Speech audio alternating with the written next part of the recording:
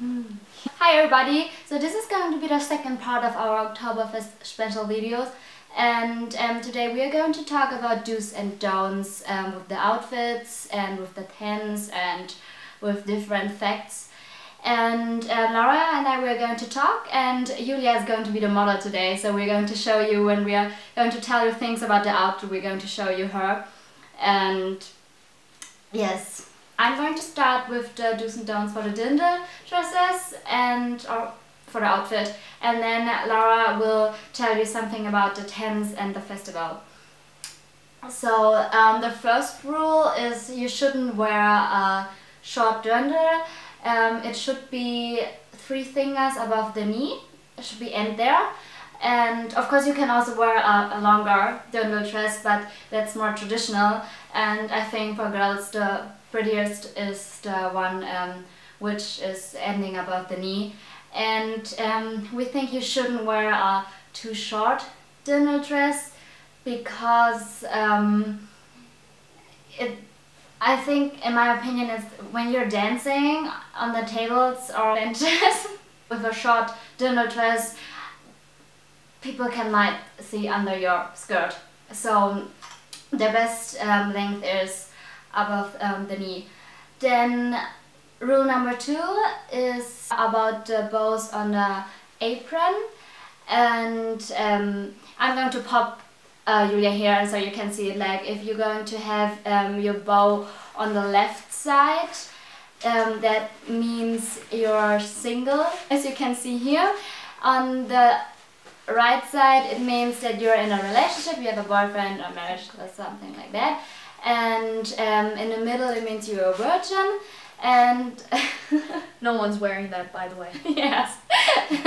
And in the back, it means you're a waitress, or it means you're a widow. Yeah. And no one is wearing that as well, except the waitresses. So it's left and right hand side, but in the end it doesn't mean that much.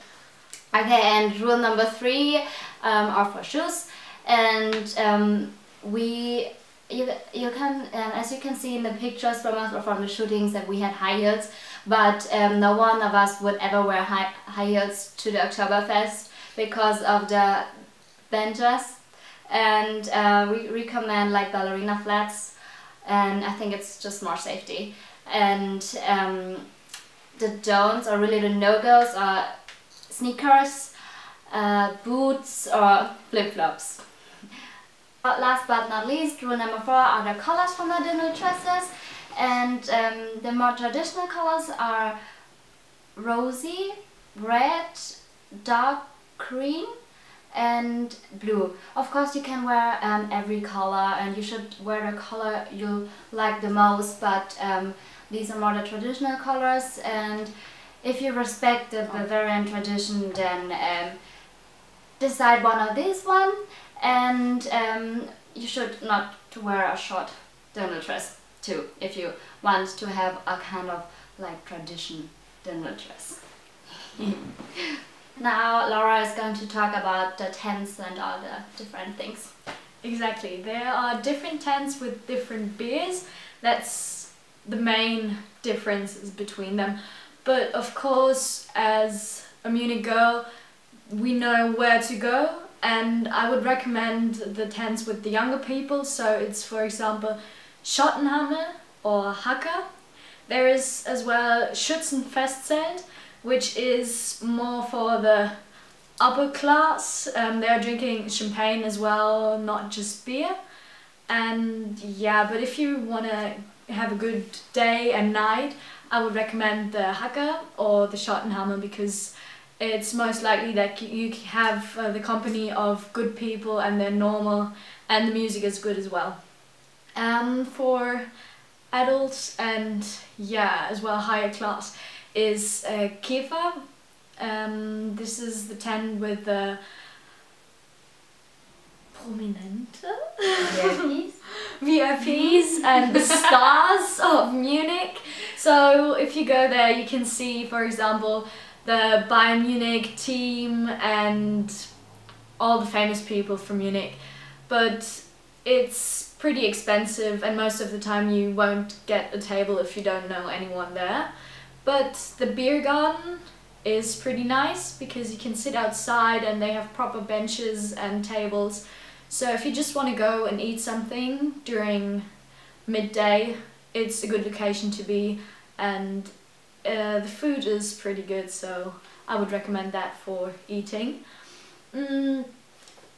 And tent where I wouldn't go during the Oktoberfest is Hofbräu, because most of the time they're Australian people or visitors from overseas, so they don't know exactly what to do with the beer and they're drinking too much, and so you're just sitting there with too many drunk people, and it's not funny if someone's just drinking and falling over the table and things you can imagine they would do if they're too drunk, so I wouldn't go there. Except that there's pretty much every tent good. If you need to taste the beer so you know which one is best for you, because they all taste a bit different, and we recommend the Oktoberfest app on iPhone or Android, so you can have a look which one is selling what beers and what is the price of the beer, because there's a small difference as well. And you can have a look if the tent is open or is closed, because during the day there are too many people in the tent, so they're closing the gates and then you're standing in front of your tent and you can't get in anymore. So I would have a look there and you can decide which tent you would like to go. On the weekends it's important to be early, because most of the time there are many people who want to go into a tent, and so you need to be there around 7 or 6:30 in the morning to get a proper table, because otherwise if you're a big group there's no chance for you. So if you're only 2 people, maybe 2 girls, you have most of the time good chances to get a seat on a table where already people are sitting. But if you want to be there with your friends, you should be early. And of course on the weekends the tents are closed around 10, 11, so you don't have a chance to get in the best tents. Around 10 o'clock or 11 o'clock most of the normal tents are closed, so if you're not already done with your day, you could go to the wine tent. It's a bit different than the other tents because they're selling wine and beer, and it's not just normal wine, they're selling good wine, so most of the people go there after they had a great day in the normal tents. They are playing a bit different music, but it's still like Oktoberfest, and they're closing at 1 o'clock, so you have 2 hours more to celebrate your day and to party. But yeah, you should decide how you feel, and if you're too drunk you shouldn't go there, so you should leave Oktoberfest when you know you can still get home on your own and don't need someone to carry you or to sleep behind the tents, which is pretty popular the last years. There are people lying on the grass, so you should definitely go home when you think you're done, and don't go to the wine tent when you're too drunk because then it's gonna be a crazy night. And another thing you shouldn't do is tell the waitress you want a Maß, because it's called a Muss. And I'm still saying that. Yeah, everyone who's saying that is getting angry looks, and they're just like, okay, he's not from Munich or she's not from Munich, and that's a bit weird if you're sitting there and saying Maß. No one would like that. Yeah, so this was it for today. We hope you enjoyed the video and you know now how to behave at Oktoberfest and how to dress like a proper Munich girl.